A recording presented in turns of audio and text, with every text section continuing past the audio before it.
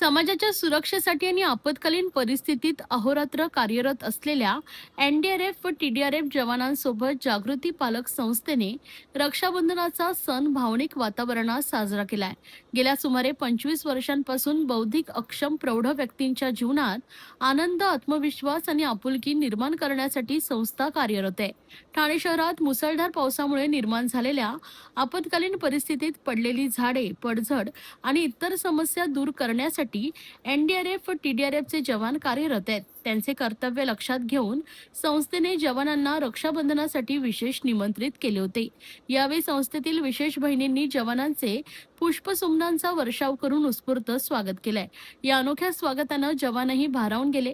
त्यानंतर विशेष बहिणींनी जवानांच्या मनगटावर राखी बांधून प्रेम, विश्वास आणि संरक्षणाचे अतूट नाते जपलेत. जवानांनी या प्रेमाचा मनापासून स्वीकार केलाय. विशेष बहिणी आणि जवानांच्या चेहऱ्यांवरील आनंदाचे हास्य हा कार्यक्रमातील सर्वात भावस्पर्शी क्षण ठरलाय. कर्तव्य बजावताना कुटुंबापासून दूर असलेल्या जवानांना या उपक्रमातून आपुलकीची अनुभूती मिळाली, तर विशेष बहिणींनाही समाजाचं रक्षण करणाऱ्या बांधवांसोबत रक्षाबंधन साजरे करण्याचा अविस्मरणीय आनंद मिळालाय. रक्षाबंधन हा केवळ राखी बांधण्याचा सण नसून प्रेम, विश्वास, सुरक्षितता आणि माणुसकीचे नाते दृढ करणारा उत्सव आहे. जागृती पालक संस्थेचा हा उपक्रम सामाजिक समावेशकता आणि संवेदनशीलतेचा सुंदर संदेश देणारा ठरलाय. नमस्कार, मी सतीश धुरत, जागृती पालक संस्थेचा अध्यक्ष आहे. जागृती पालक संस्था ठाणे ही ठाणे शहर परिसरामध्ये असलेल्या बौद्धिक अक्षम प्रौढ स्त्री आणि पुरुष यांची ही संस्था आहे.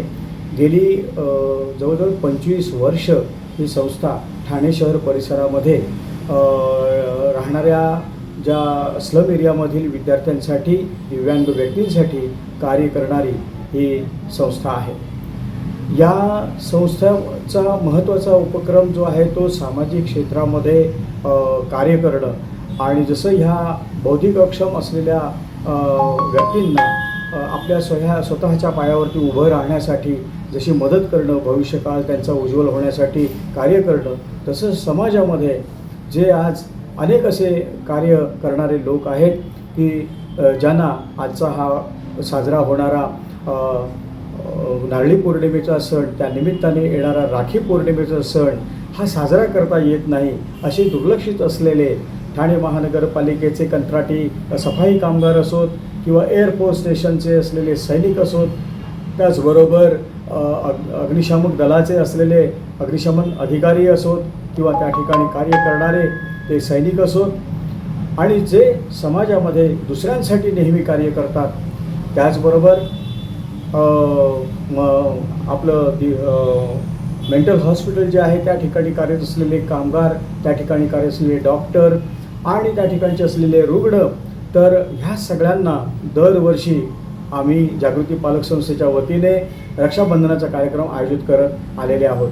तर यावर्षी जागृती पालक संस्थेला 25 वर्ष पूर्ण होत आहेत आणि या 25 वर्षाचा हा जो महोत्सव आम्ही साजरा करतो त्याच्यामध्ये यावर्षी आम्ही TDRF आणि NDRFचे जे सैनिक आहेत त्यांना आम्ही निमंत्रित केलं होतं आणि आज जागृती पालक संस्थेमध्ये येऊन यांनी आमच्या या प्रौढ असलेल्या बौद्धिक अक्षम स्त्रियांना आणि पुरुषांना त्यांनी या ठिकाणी त्यांच्याबरोबर रक्षाबंधन हा कार्यक्रम अतिशय आनंदाने आणि उत्स्फूर्तपणे साजरा केला आणि आमच्या सर्व प्रौढ अक्षम असलेल्या बौद्धिक अक्षम असलेल्या या मुलींनी त्यांना राखी अतिशय आनंदाने बांधली.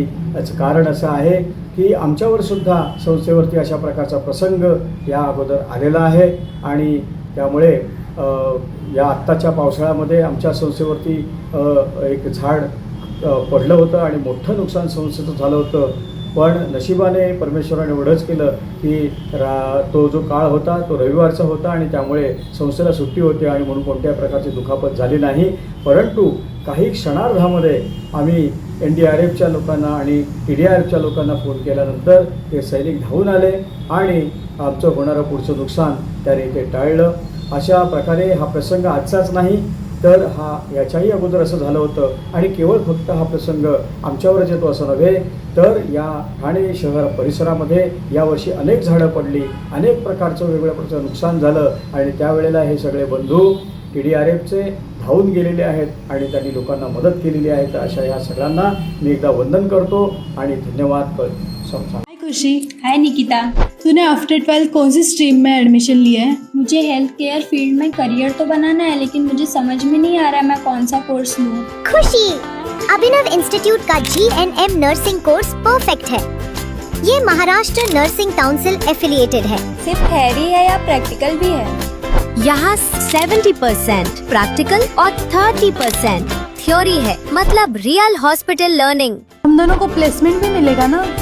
बिल्कुल 100% job placement support, experience faculties और डेडिकेटेड प्लेसमेंट टीम। क्या हम उसके बाद गवर्नमेंट जॉब के लिए अप्लाई कर सकते हैं? ऑफ कोर्स, और इंडिया और अब्रॉड दोनों जगह ह्यूज डिमांड है एक्सपर्ट्स की।